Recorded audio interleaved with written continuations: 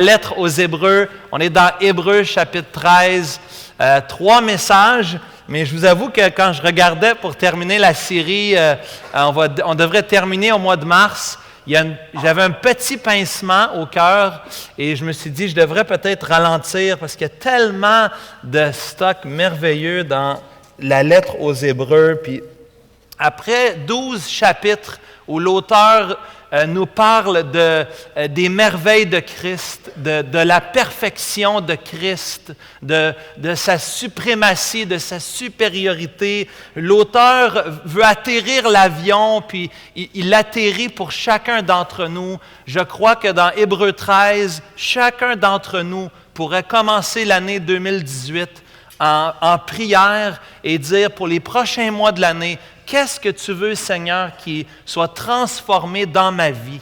Qu'est-ce que tu voudrais changer dans mon cœur? Il y a tellement d'applications pratiques. Le chapeau fait pour chaque personne qui est dans la pièce ce matin. Le chapeau te fait, le chapeau me fait, nous fait ce matin. Il y a tellement d'exhortations, de recommandations. 19 versets, les versets 1 à 19, des recommandations. Et comme Daniel a lu la semaine dernière, cette prière de l'auteur dans les versets 20 et 21 et des salutations dans les versets 22 et 25, il y a tellement de choses que je veux dire ce matin, mais juste pour garder en perspective ce que Dan a vraiment bien fait la semaine dernière. Et si tu as manqué le message la semaine dernière, tu manques le tremplin. Hein? On a vu les sauts cette semaine là, aux Olympiques. Il te manque le saut, là. Il te manque le tremplin parce que le chapitre 12, les versets 28 et 29, c'est vraiment le tremplin, la rampe de lancement pour le chapitre 13. Le danger, Daniel l'a bien exprimé la semaine dernière, c'est de tellement mettre l'emphase sur l'action qu'on passe à côté du cœur dans la fin du chapitre 12, les versets 28 et 29. L'auteur nous dit qu'on fait partie d'un nouveau royaume. On fait partie d'une nouvelle famille, qu'on a une nouvelle identité. On a un nouveau papa. Et pour faire partie d'une famille adoptée, ce n'est pas parce que tu as fait des bonnes choses qu'une famille va décider de t'adopter. Ce n'est pas parce que tu es plus beau, tu es plus fin. L'adoption a simplement rapport avec le fait que la famille ou les parents qui t'accueillent choisissent de t'accueillir tel que tu es. L'idée ici, c'est que Dieu le Père, il nous a aimés, il nous a choisis, non à cause de nous, mais à cause de son amour, qu'il a mis premièrement, c'est lui qui nous a aimés en premier, et il a mis cet amour en nous. Et donc, dans les versets 1 à 19, nous voyons qu'on ne peut pas séparer notre amour pour Dieu avec notre amour pour les autres. On ne peut pas séparer les gestes qu'on va poser envers d'autres personnes de notre reconnaissance, de notre adoration. Dans les versets 1 à 19, quand je te dis tantôt de prendre ces versets-là puis de les examiner de toi avec ta femme, avec tes enfants ou avec des amis dans ta cellule de prière, prenez les versets puis examinez cela devant le Seigneur pour dire « Seigneur, je veux t'adorer. Tu m'as tellement aimé et en retour, je veux t'aimer en retour comme tu me le demandes. » Et dans les versets 1 à 19, le Seigneur nous montre quelle attitude de reconnaissance, comment je peux adorer le Seigneur, parce que le Seigneur veut mon cœur, le Seigneur veut que je sois entier pour lui. Le Seigneur veut que ça vienne de l'intérieur, les gestes extérieurs. Dieu veut que ça vienne de ton cœur plein de reconnaissance. Puis, écoute, il y a tellement de choses ici dans les versets 1 à 6. Je voyais Daniel, puis il a mis tout ce temps dans l'introduction. Je me dis, il y a tellement de choses. J'avais le goût de reprêcher les versets 1 à 6 pour trouver des choses que Dan avait dites, mais d'autres qui restent sur la table. Mais on est rendu au verset 7 ce matin, et je vous invite de voir ce matin Hébreux chapitre 13, trois conducteurs, trois leaders qui nous sont présentés dans Hébreux chapitre 13 à partir du verset 7. Nous allons considérer ce que Dieu demande à nous, les chrétiens, par rapport à nos conducteurs, par rapport à nos leaders. Puis on va voir ce matin au verset 7 nos conducteurs passés. On va voir ce matin au verset 17 nos conducteurs présents et nous allons voir, et on l'a déjà chanté et célébré, et on va prendre la table du Seigneur tantôt pour adorer notre conducteur éternel au verset 8, le Seigneur Jésus. Ici au verset 7, nous voyons nos conducteurs passés. L'auteur nous dit, « Souvenez-vous de vos conducteurs qui vous ont annoncé la parole de Dieu. Ceux considérez quelle a été la fin de leur vie et imitez leur foi. » Le chapitre 13 parle à 3 reprises des conducteurs, le verset 7, le verset 17 et le verset 24. L'auteur veut que ceux qui reçoivent la lettre partagent des salutations aux conducteurs du verset 24.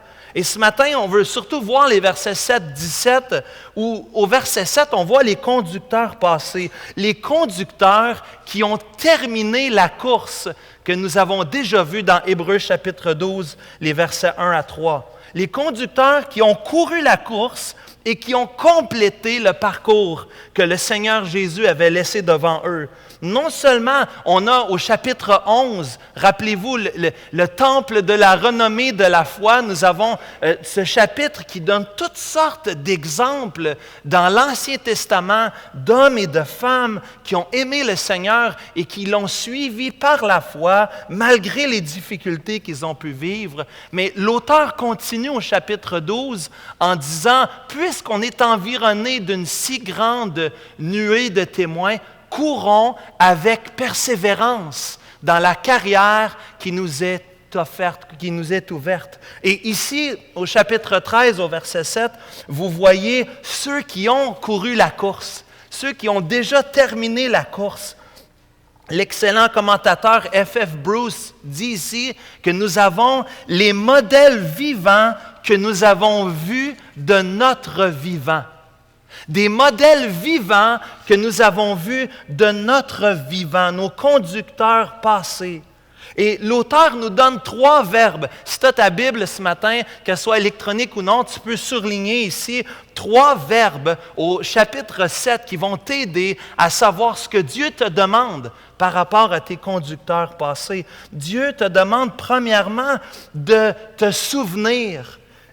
Littéralement, ça veut dire d'avoir en mémoire, de se rappeler, de se remémorer ou d'avoir en tête, de garder dans nos pensées. Et de qui ça parle? Souvenons-nous de nos conducteurs, mais ça parle de nos conducteurs passés parce qu'on voit au verset 7 que ce sont ceux que leur vie s'est terminée ou ils ont été jusqu'à la fin de leur vie. Ceux qui nous ont dirigés, nos conducteurs, nos responsables, nos dirigeants, nos anciens dirigeants, nous dit une autre traduction française. Ceux qui ont eu l'autorité déléguée de la part de Dieu pour nous conduire chacun d'entre nous, ceux qui nous ont influencés dans notre vie spirituelle. Et Dieu, c'est merveilleux parce que dans le plan de Dieu, même depuis la Genèse jusqu'à l'Apocalypse, Dieu a toujours fonctionné avec un système clair, avec un système de leadership, d'autorité. Regarde à plusieurs niveaux. Regarde dans ta famille. Dieu a mis l'homme, il lui a donné la responsabilité d'être le chef. Et le chef, nous dit Éphésiens chapitre 5, c'est celui qui est prêt à mourir pour les autres. C'est un leader serviteur, c'est un leader qui se donne. Dans le leadership, dans Romains chapitre 13, on voit que toute autorité vient de Dieu. Et l'auteur parle des autorités autour de nous. Même notre premier ministre, M. Trudeau, même notre premier ministre au Québec, M. Couillard, toute autorité vient de la part de Dieu. Et Dieu nous demande, dans la clarté de la part de Dieu, Dieu te demande, Dieu me demande de me soumettre à l'autorité. L'autorité, c'est un concept biblique, c'est partout et on ne rend pas service d'instruire nos enfants sans leur parler, de mettre de l'emphase sur les systèmes d'autorité. Comment on parle de ceux que Dieu a mis en autorité. Et Dieu, c'est pas surprenant que dans son Église, Dieu a mis de l'autorité. Dieu a mis des conducteurs, des leaders, des dirigeants pour prendre soin, pour donner une direction à son Église. Et on a vu toutes sortes de visionnaires, on a vu des missionnaires, on a vu des implanteurs, on a vu des anciens, des pasteurs, des évêques, des évangélistes. Et ici à l'Église, on a été tellement choyés. Quand je pensais à ça, je pensais à notre Église par rapport à d'autres églises. On a eu plusieurs des leaders stratégiques dans notre famille d'Église qui ont soit été membres ici de l'Église ou qui ont été souvent en visite parmi nous. Pensez à notre frère qui est déjà avec le Seigneur, Murray Héron, qui est venu souvent nous visiter, qui a été ancien à l'Église où Jean-Marie a commencé dans sa vie chrétienne. Murray Héron, qui est un évangéliste, un leader qui aimait semer la parole de Dieu. Lorne Héron, son frère, le père de Victor, le grand-père de Matthieu, combien de fois il est venu parmi nous ici et combien de fois c'est tout un conducteur, c'est tout un leader, cet homme, qui a fait toutes les portes à la Chine. Toutes les portes de la ville de la Chine, il a fait toutes les portes pour annoncer, pour semer la parole de Dieu. C'est merveilleux de penser à ça. Et toutes sortes d'autres villes et villages. On pense à notre pasteur bien-aimé, William Phillips, Bill Phillips, qui a été le pasteur avec les anciens qui étaient ici, avec Jean Desmangles, qui est parti avec le Seigneur l'automne dernier, qui a été un conducteur ici à l'Église Emmanuel, qui en 1985 s'est joint à l'Église en quittant l'Église de Hansik pour venir comme ancien, pour servir avec Jean-Marie, avec M. Phillips, pour démarrer l'Église. Dieu est tellement bon, Dieu est tellement fidèle. On a M. Lessard, qui est maintenant avec le Seigneur Jésus, qui a été un modèle, M. Lessard, un homme de prière, un homme qui aimait la parole, qui voulait qu'on évangélise et qu'on sème la bonne nouvelle de Jésus. Souvenez-vous de vos conducteurs. Dieu t'appelle, Dieu m'appelle de nous rappeler les conducteurs qui ont passé devant nous. Et pas seulement des hommes, j'ai mentionné les hommes, mais derrière tout grand homme de Dieu, il est dit qu'il y a une grande femme de Dieu, n'est-ce pas? Il y a Blanche Phillips qui est toujours parmi nous, qui est tellement édifiante, qui prie, qui continue de visiter. La semaine dernière, elle est allée faire une visite avec Daniel. Elle continue de visiter les gens et d'aimer les gens. Madame Lessard, Margaret, Georgia Héron. On pense à toutes sortes de sœurs bien-aimées, ces femmes de Dieu, ces femmes qui ont prié, qui ont aidé, qui ont supporté le leadership en place. Dieu nous demande de se souvenir de nos conducteurs. Et l'auteur est plus précis, il va dire spécifiquement, souviens-toi des conducteurs qui vous ont annoncé la parole de Dieu. C'est l'idée de ceux qui vous ont partagé l'Évangile, ceux qui ont fait vos premiers pas de vie spirituelle, qui ont fait les baby steps dans votre vie chrétienne, qui vous ont aidé, qui vous ont nourri spirituellement, qui ont été comme des pères puis des mères spirituelles pour vous. Si nous sommes ici aujourd'hui, c'est parce qu'il y a quelqu'un qui nous a parlé du Seigneur Jésus. Amen?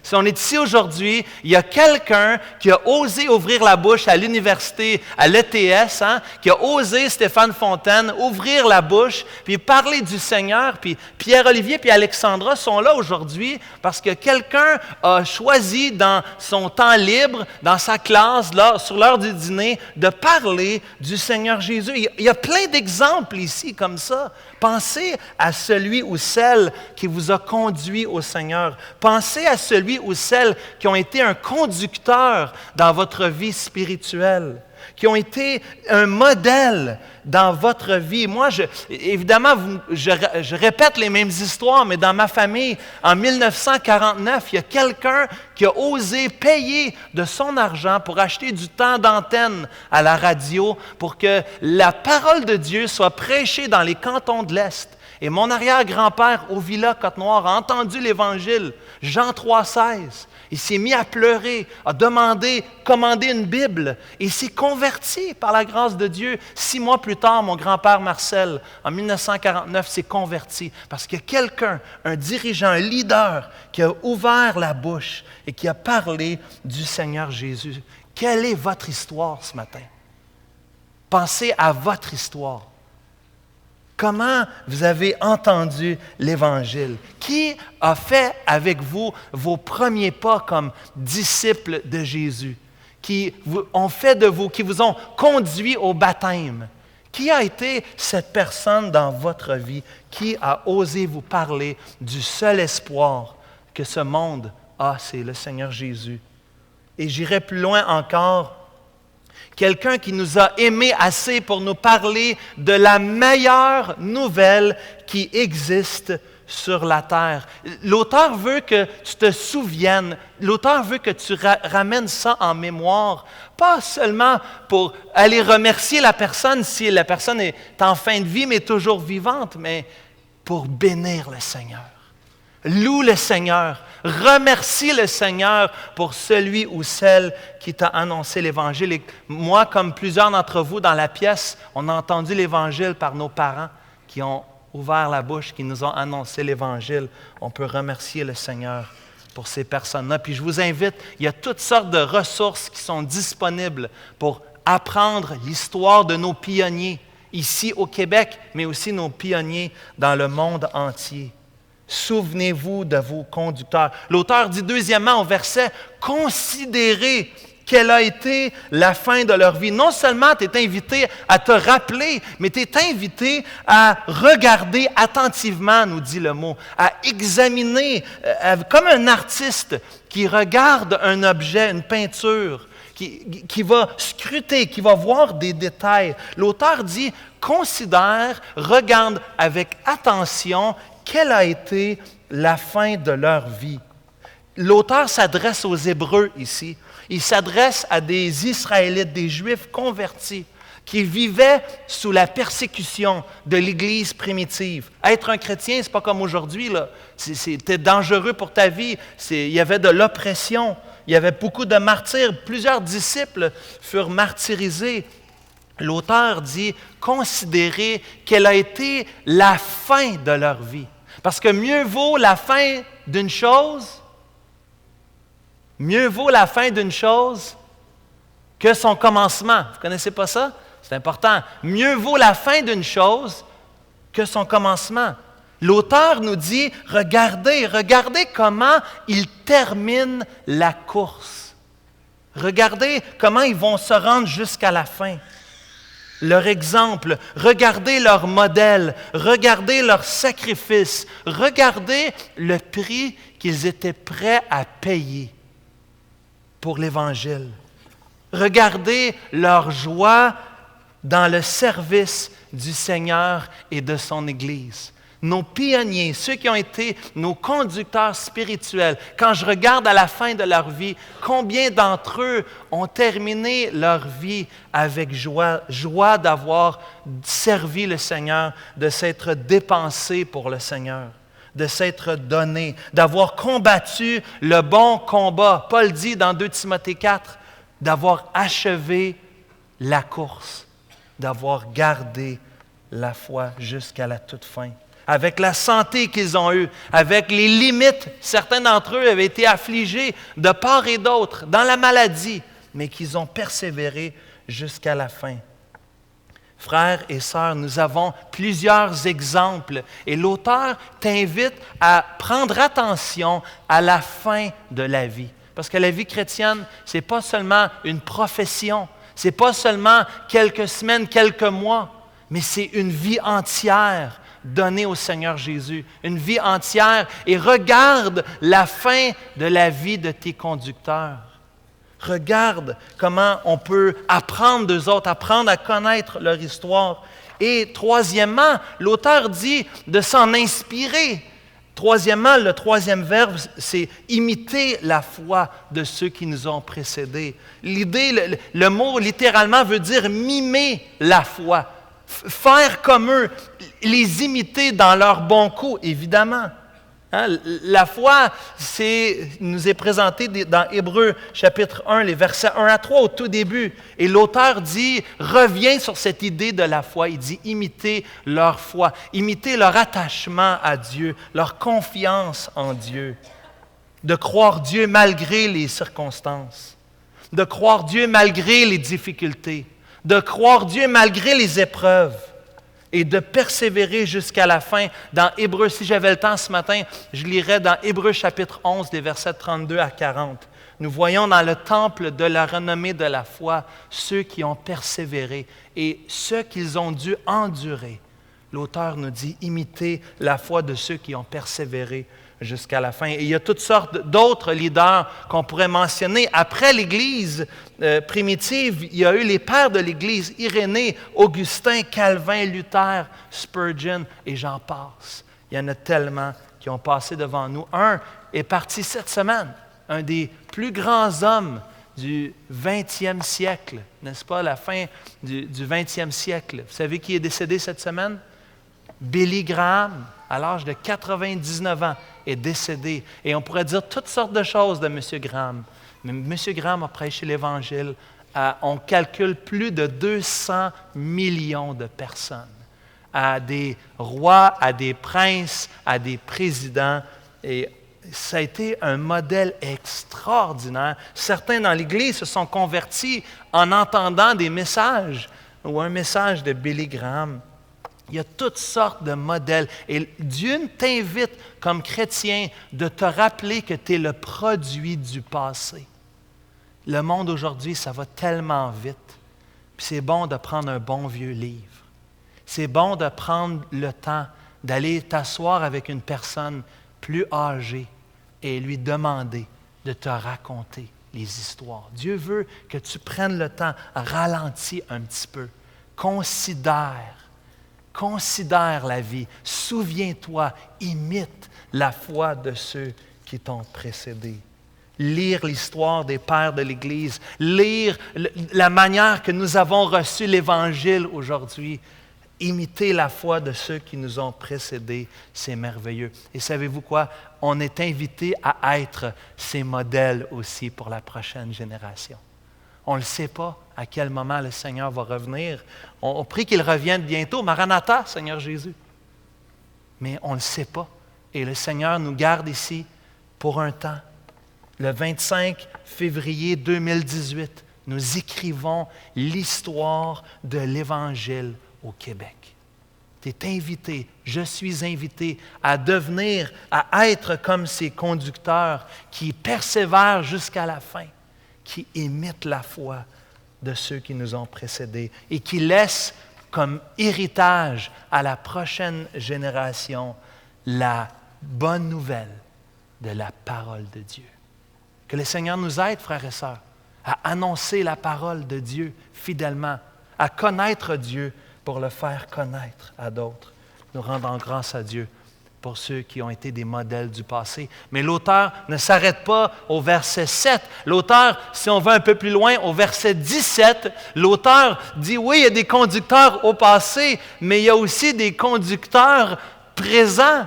Au verset 17, si on peut mettre la prochaine acétate, l'auteur dit, obéissez à vos conducteurs.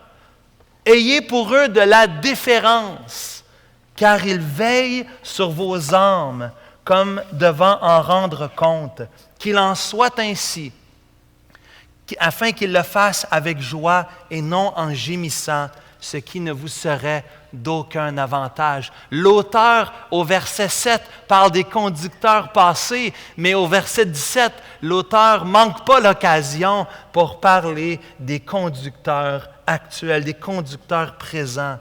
Des conducteurs qui sont encore vivants aujourd'hui et qui servent encore dans ce rôle de leader, de conducteur, de dirigeant. L'auteur aux Hébreux est très clair. Il prend deux impératifs ici pour mettre un emphase, pour que ce soit emphatique, pour pas qu'on manque le point, l'impératif. Notre devoir, oui, c'est notre devoir. Ça vient de l'adoration de notre cœur. ce qu'on a vu la semaine dernière, mais c'est notre devoir. C'est un impératif dans l'original. Obéissez. Obéissez à vos conducteurs. Cela comporte l'idée de se laisser persuader. Ça a l'idée, obéissez, de donner son assentiment, de suivre quelqu'un ou de suivre quelque chose. Obéissez, et le deuxième impératif, c'est ayez pour eux de la déférence ou cédez la voix à quelqu'un. De se soumettre à quelqu'un, de ne pas résister. Si vous voulez, ce matin, le texte nous dit « Obéissez et soumettez-vous à vos conducteurs ». Et je rends grâce à Dieu qu'après avoir dit ça, personne ne s'est levé pour quitter dans la pièce, n'est-ce pas? Vous êtes tous là? Merveilleux. Obéissez à vos conducteurs et soumettez-vous à eux. La raison est donnée. L'auteur veut quand même aller chercher la motivation. Il dit, il veille sur vos âmes. Ils ont à rendre compte de vos âmes. Les conducteurs de l'Église, dans le Nouveau Testament, les anciens, les pasteurs, les évêques sont invités à avoir un rôle spirituel de conduire l'Église. De conduire l'Église, et ce n'est pas qu'ils n'ont pas à rendre des comptes ou rendre compte. Évidemment, on rend des comptes premièrement et surtout à Dieu. Dieu est la personne, l'être suprême qui a donné l'autorité aux conducteurs de l'Église, aux bergers de l'Église. L'autorité que les anciens on a dans l'Église, c'est une autorité qui est déléguée de la part de Dieu. Regardez dans 1 Pierre, chapitre 5, les versets 2 et 3. Pierre dit « Paissez le troupeau de Dieu qui est sous votre garde ». Pierre parle aux anciens. Hein? Au verset 1, il dit « Moi, ancien comme eux ». Pierre, qui était apôtre, ne choisit pas le titre d'apôtre en parlant de lui-même. Il choisit ancien. « Moi, ancien comme eux ». Je m'adresse aux anciens dans un contexte de persécution. « Hey les gars, moi je suis ancien comme vous. Et les anciens, voici votre responsabilité. Paissez le troupeau de Dieu qui est sous votre garde. Non par contrainte, mais volontairement selon Dieu. Non pour un gain sordide, mais avec dévouement. » 1 Pierre 5, verset 3. « Non comme dominant sur ceux qui vous sont échus en partage, mais en étant des modèles du troupeau. » La même idée qu'on a vue au verset 7. Considérez, souvenez-vous, considérez, imitez. Toujours cette idée d'une vie, d'un modèle. Pierre reprend cette même idée dans 1 Pierre chapitre 5. Cette même idée d'être des modèles du troupeau et de paître, de prendre soin du troupeau de Dieu qui est sous votre garde, que Dieu vous a confié. Dans son cours de théologie de l'Église en juin 2012, le docteur Don Carson a parlé du problème avec toute autorité ou toute l'autorité qui est dans les anciens qui n'ont pas à rendre des comptes à l'Église. On n'est pas en train de dire, Carson présente les problèmes. Il y a un problème s'il y a toute l'autorité parmi les anciens et qui n'ont pas à rendre des comptes à l'Église. Ça, c'est un danger. Mais l'autre danger, l'inverse est vrai aussi, qu'il y a un problème si toute l'autorité se trouve dans l'Église et qu'il n'y a aucune autorité au conseil. MacArthur dit dans son commentaire, dans plusieurs églises aujourd'hui, c'est la congrégation qui dirige les leaders. Ce type de gouvernement ne se retrouve pas dans le Nouveau Testament. Les leaders de l'Église, les dirigeants, les conducteurs de l'Église ne sont pas des tyrans parce qu'ils ne règnent pas pour eux-mêmes, mais ils règnent, ils servent, ils dirigent, ils conduisent pour Dieu. Les anciens sont donc, le mot c'est imputable. Redevable, ça ne se trouve pas dans le dictionnaire, d'après ce que j'ai trouvé, c'est imputable. Les anciens sont imputables. Et imputables à qui? À qui les anciens doivent rendre des comptes? Bien, j'ai dit tantôt, premièrement et surtout à Dieu. Le jugement est beaucoup plus sévère pour les anciens. On est tenu à un standard plus élevé. Les anciens, on doit rendre des comptes, surtout des choses qu'on va dire. Jacques chapitre 3 nous en parle, hein? Le jugement est plus sévère pour celui qui prend la parole et qui enseigne. C'est épeurant, je peux vous dire. C'est épeurant, ça nous garde dans l'humilité. Mais aussi, les anciens sont redevables les uns aux autres. Les anciens, ensemble, on ne prend pas des décisions sans consulter, sans écouter les autres anciens. On travaille en équipe. Et l'équipe, laissez-moi vous dire, elle est loin d'être parfaite. On est plusieurs pécheurs ensemble. Mais par la grâce de Dieu, depuis les 33 dernières années, Dieu n'a pas permis qu'au conseil il y ait des divisions.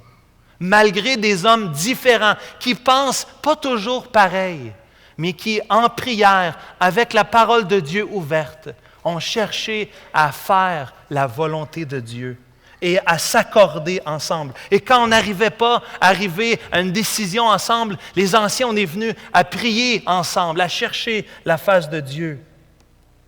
Les anciens, nous sommes redevables les uns aux autres et les anciens sont invités, se reprennent les uns les autres.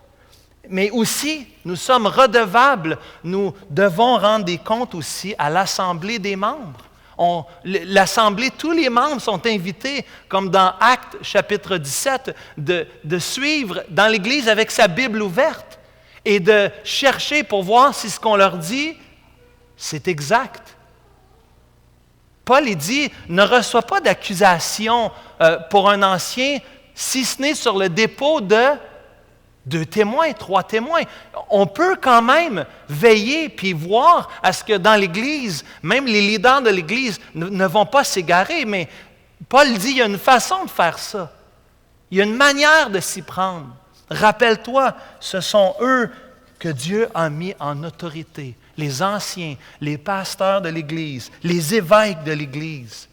On est invités à obéir aux conducteurs et avoir de la déférence pour eux. Et c'est merveilleux parce que Édouard, il a volé le punch que je voulais lire tantôt quand il a lu dans Philippiens chapitre 2, les versets 5 à 11, au tout début du service, ce passage merveilleux que vous pourrez peut-être regarder plus tard, où cela nous montre l'obéissance et la soumission du Créateur de l'univers. On est dans un monde où tout le monde veut se ramasser en haut. Et Jésus a dit, si tu veux être le premier, il faut que tu deviennes le dernier. Il faut que tu deviennes le serviteur de tous. Lui qui s'est humilié, qui s'est rendu obéissant, même jusqu'à la mort de la croix. Le Seigneur Jésus est l'exemple ultime d'un leader qui lui-même s'est soumis. Non pas ma volonté, mais ta volonté, Papa Céleste, que ta volonté soit faite, non pas la mienne, mais la tienne. Notre chef, celui qui est la tête de l'Église, est le modèle par excellence, celui qu'on doit imiter par excellence. Soyez mes imitateurs, disait Paul, comme je le suis moi-même de Christ. Christ est le conducteur par excellence. C'est lui qui s'est soumis. Et si le Seigneur Jésus s'est soumis à l'autorité du Père Céleste, s'il s'est volontairement incliné, s'est rendu obéissant jusqu'à la mort de la croix, comment pourrions-nous dire aujourd'hui qu'on ne veut pas se soumettre à ceux que Dieu a placés en autorité dans l'Église? Paul encourageait ses gars. Paul, lorsqu'il écrit des lettres à ses gars, il dit, les boys, dis ces choses à titre, exhorte, reprends avec une pleine autorité. Dieu a donné aux leaders de l'Église une autorité, comme dans la famille. Dieu a donné aux parents une autorité sur les enfants. Même si ces personnes, même si on n'aime pas ça, c'est la réalité. C'est ce que la Bible nous dit. Paul dit à titre que personne ne te méprise, parce que dirige avec autorité. Et l'auteur dit dans Hébreux chapitre 13, il rend des comptes. Il veille sur vos âmes. Ils veillent, c'est des overseers, des évêques qui ont un regard qui surveille vos âmes. Littéralement, le mot veut dire de pas sommeiller, de ne pas dormir. de s'abstenir de sommeil pour veiller attentivement sur vos âmes. Veillez aux choses spirituelles. Et la semaine prochaine, on va voir à partir du verset 9 à 16 pourquoi c'est si important. Parce qu'il y a toutes sortes de fausses doctrines. Ce qu'on a entendu ce matin à l'école du dimanche, il y a des antéchrists, il y a des fausses doctrines, des doctrines étrangères. C'était bon à l'école du dimanche ce matin de voir ça. Puis il y a un lien avec Hébreux chapitre 13 au verset 9. On va voir ça la semaine prochaine. Mais les bergers, les leaders, les conducteurs de l'Église ont une responsabilité spirituelle. Et comment les anciens font ça? Je peux vous dire, mardi soir, on va être ici en train de prier pour vous. Et on va mentionner, on a la liste de membres, on a la liste de visiteurs, des adhérents de l'Église, qu'on circule en papier les uns avec les autres, puis on prie dans un temps, 1 heure de prière, on prend, puis on prie, on mentionne des noms, puis des situations, puis des besoins, puis les cœurs, les petits cœurs, les enfants, comme les plus grands. On vous amène devant le trône de la grâce de Dieu, et on demande à celui qui peut faire au-delà de ce que nous, on peut faire. Hein? Celui qui peut faire au-delà de ce qu'on peut imaginer ou penser. On demande l'impossible. On demande pour des conversions. On demande pour les enfants de l'Église qui louvoient, qui sont partis dans le monde. On dit, Seigneur, ramène ces enfants égarés. Seigneur, on demande pour des mariages, que des mariages soient fortifiés. On demande que Dieu visite, fasse du bien, prenne soin des brebis. C'est la chose. Et c'est pour ça, dans Acte 6, c'est pour ça que les apôtres disaient, on a besoin d'aide. Parce qu'il ne faut pas qu'on néglige le ministère de la prière et de la parole. La première chose dans Acte 6, tu pourras aller voir ça peut-être plus tard, dans Acte 6, la première chose qui est mentionnée, c'est la prière. Et deuxièmement, le ministère de la parole. Dieu veut que ceux qui conduisent, comme à l'époque, comme dans l'Église primitive, Dieu veut que ceux qui conduisent soient des hommes de prière, des hommes qui dépendent de Dieu. Et combien j'ai à apprendre, à grandir personnellement à ce niveau-là. Mais c'est ce que Dieu veut pour nous. C'est ce que nous faisons pour vous. Et on vous apporte devant le trône de la grâce. On veille sur vos âmes en priant pour vous. On veille sur vos âmes en vous visitant. Et ça, je trouve ça toujours difficile. On voudrait visiter tout le monde. La plupart des gens, vous êtes contents quand on vient. Certains d'entre vous, vous êtes un peu méfiants. C'est déjà arrivé que des gens m'ont dit « Est-ce que j'ai fait quelque chose de pas correct? » Et là, j'ai dit « Bien sûr que non, c'est pas le but c'est pas une police. C'est pas comme si on a un horaire de vous visiter à toutes les semaines. » Mais notre désir, c'est de visiter puis de s'intéresser aux brebis, de s'intéresser à ce qu'ils vivent. L'auteur dit qu'on est invité à veiller sur les âmes. Une façon de veiller sur les âmes, c'est de nourrir le peuple de Dieu, le nourrir avec la saine doctrine, de vous enseigner semaine après semaine après semaine, à l'école du dimanche, le dimanche matin dans la grande église, dans les cellules, dans les études de groupe, partout, on est invité à veiller sur les âmes en nourrissant le peuple de Dieu de la bonne parole de Dieu. Paul dit aux Thessaloniciens dans 1 Thessaloniciens chapitre 5, « Nous vous prions, frères, nous vous prions, frères, d'avoir de la considération pour ceux qui travaillent parmi vous, pour ceux qui vous dirigent dans le Seigneur et qui vous exhortent. » L'auteur dit, aie de la considération pour eux. Considère ceux qui peinent à la parole, ceux qui peinent à la prière, ceux qui vous ont à cœur, ceux qui sont en formation pour devenir pasteur ou berger ou ancien. Aie de la considération pour ceux qui dirigent, qui conduisent l'Église. Parce que ça ne donne rien à la fin du verset 17. Ça ne donne rien. Ça ne donne rien qu'il le fasse en gémissant. Ça ne donne rien qu'il fasse sans joie. C'est aucun avantage pour vous. Que ceux qui conduisent l'Église passent du temps à régler des conflits plutôt que de prier et de veiller sur vos âmes. Vous comprenez? C'est tellement plate, c'est tellement difficile. Déjà que la tâche, c'est tout un défi. Mais en plus, quand il y a des conflits, quand il y a de la critique, moi, je prends la critique très personnellement. Plusieurs me connaissent. Vous m'avez déjà fait des commentaires. Et je peux devenir très défensif très rapidement. Je suis égoïste, je suis orgueilleux, je pense que j'ai raison. Puis, j'aime pas qu'on me dise que j'ai mal fait ou j'ai mal agi, ou tu n'as pas prêché le texte, ou je viens tout à l'envers, tu sais. Et je ne dis pas qu'il ne faut pas qu'il y ait de critiques dans l'Église. Ça prend des critiques constructives. On a besoin les uns des autres. J'ai besoin d'écouter les anciens, j'ai besoin d'écouter l'Église, c'est sûr. Mais Paul dit d'avoir de la considération pour ceux qui travaillent.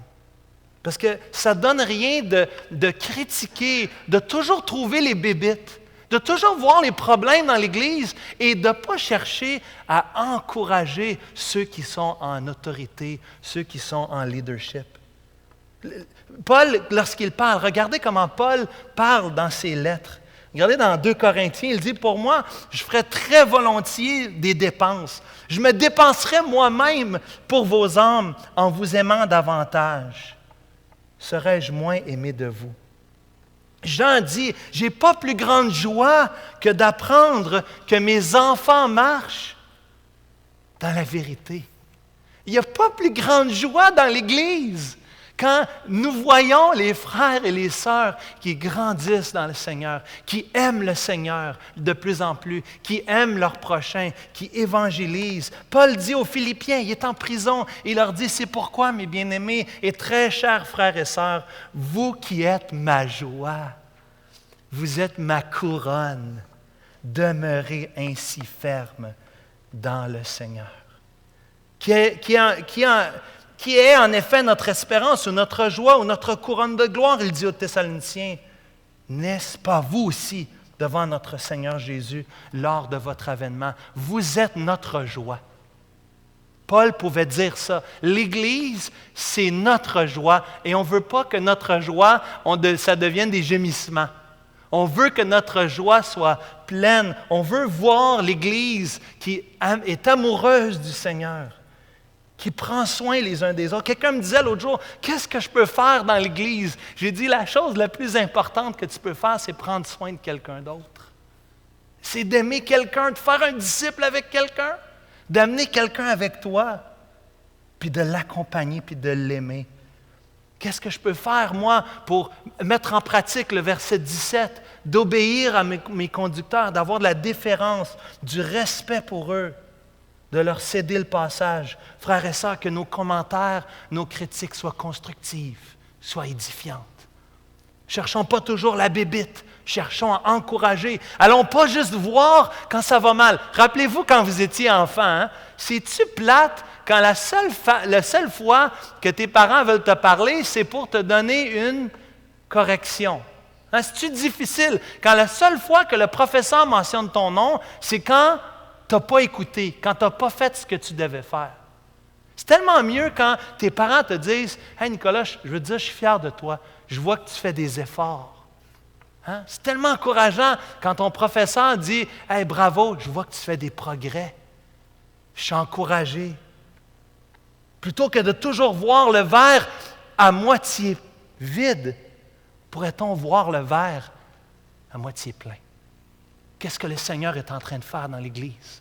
Hey, les anciens, les pasteurs, les leaders de l'Église, je vais vous dire à quel point. Puis il y a une sœur qui est venue me voir l'autre jour, puis elle m'a juste dit merci. Puis je dis pourquoi? Elle dit merci, merci, je veux juste te dire merci.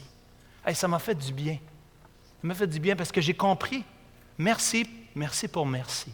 Je suis reconnaissant. Et c'est tellement une bénédiction pour nous. On le fait déjà pour le Seigneur, mais quand l'Église est dans l'harmonie, quand il n'y a pas de critique, il y a tellement plus de joie à servir, à prendre soin. Qu'est-ce que je peux faire? Je peux dire aux anciens, qu'est-ce que je peux faire? Comment je peux aider? Je vois un problème. Il y en a qui m'amènent toutes sortes de problèmes. Il y a des experts pour sortir les problèmes. Mais quand ça vient aux solutions, ils ne sont pas là pour aider aux solutions. Mon frère, ma soeur, ça ne l'aide pas, ça. Si tu veux aider les anciens, si tu veux aider les conducteurs, les obéir, avoir de la déférence pour eux, si tu vois un problème, offre-toi pour aider dans la solution. Qu'est-ce que je peux faire pour t'aider? J'ai à cœur, je vois c'est un besoin. Peut-être que Dieu a donné dans l'Église plusieurs personnes qui ont le don de discernement, qui voient qu'est-ce qui ne marche pas. Merci Seigneur. Mais trouvons aussi des façons de ne pas rabaisser, mais de construire, de parler dans le but de construire et d'édifier chacun. En terminant ce matin, puis ça nous conduit directement au repas du Seigneur. Oui, on doit se souvenir, considérer, imiter nos conducteurs au passé. On doit obéir et se soumettre à nos conducteurs actuels. Mais par-dessus tout, on a le conducteur par excellence, au verset 8. Le conducteur par excellence. Il vient tout de suite après le verset 7. C'est le verset de transition entre le verset 7 de Hébreux chapitre 13 et le verset 9 qu'on va voir la semaine prochaine. Kenny, si tu peux mettre le verset 8. Notre conducteur éternel, le troisième conducteur ici dans ce passage, c'est le Seigneur Jésus. Le Seigneur Jésus qui est le même hier, aujourd'hui et éternellement. Nos modèles de foi au chapitre 11, ils sont morts. Nos conducteurs passés au chapitre 13, verset 7, sont morts ou sont en fin de parcours. Ils ne sont plus avec nous. Mais nos conducteurs présents ne sont pas parfaits. Ça, c'est évident. Vous le savez très bien. Mais Christ est là. Ce matin, vous pouvez être rassurés que le pasteur, le souverain pasteur, le souverain berger, nous dit 1 Pierre chapitre 5, ce n'est pas Nicolas Cotenoir, Jean-Marie Famille, François Picard, Danny Cotenoir. Non, non. Le souverain pasteur. Le pasteur de l'Église Emmanuel n'a jamais changé depuis 1985. Nous avons le même pasteur. Et c'est le Seigneur Jésus lui-même. Christ est là. Il est le même hier, aujourd'hui et éternellement. Il était là pour ceux qui ont vécu dans Hébreux chapitre 11. Il était là aussi. Il était là pour ceux qui nous ont précédés, nos conducteurs passés du verset 7. Il est là aujourd'hui pour nos conducteurs présents, ceux qui conduisent l'Église, et il sera là aussi jusqu'à la fin. Le commentateur RVS dit, « Hier, il était avec nos pères, aujourd'hui, il est avec vous, et il sera avec votre postérité pour toujours. » S'il ne change pas, sa parole ne change pas non plus. Il ne change pas, il est immuable. Dieu, le Père, le Fils, le Saint-Esprit ne changent pas. Il est le même hier, aujourd'hui, éternellement. Et donc, la semaine prochaine, on va voir au verset 9 que les doctrines, la parole de Dieu ne change pas. On n'a pas à changer de doctrine. On veut rester fidèle à la saine doctrine. On reste fidèle à la doctrine parce que toi, tu restes le même, nous dit Hébreux 1, verset 12. Citation du psaume 102. Toi, tu restes le même et tes années ne finiront pas. Hier, c'est lui qui, dans les jours de sa chair, ayant présenté avec de grands cris et avec des larmes, des prières et des supplications à celui qui pouvait le sauver de la mort, et ayant été exaucé à cause de sa piété. Lui, le Seigneur Jésus, hier, mais le Seigneur Jésus, aujourd'hui, Hébreux 4, verset 15, nous n'avons pas un souverain sacrificateur qui ne puisse pas compatir avec nos faiblesses aujourd'hui. Au contraire, il a été tenté en toutes choses comme nous, sans commettre le péché. Et il est là aujourd'hui, il est présent, il comprend. Mais dans Hébreux chapitre 7, versets 24 et 25, mais lui, parce qu'il demeure éternellement, possède un sacerdoce qui n'est pas transmissible. C'est aussi pour cela qu'il peut sauver parfaitement ceux qui s'approchent de Dieu par lui, étant toujours vivant pour intercéder en leur faveur. Nous avons un Dieu merveilleux, un conducteur éternel qui a toujours existé et qui existera pour toujours.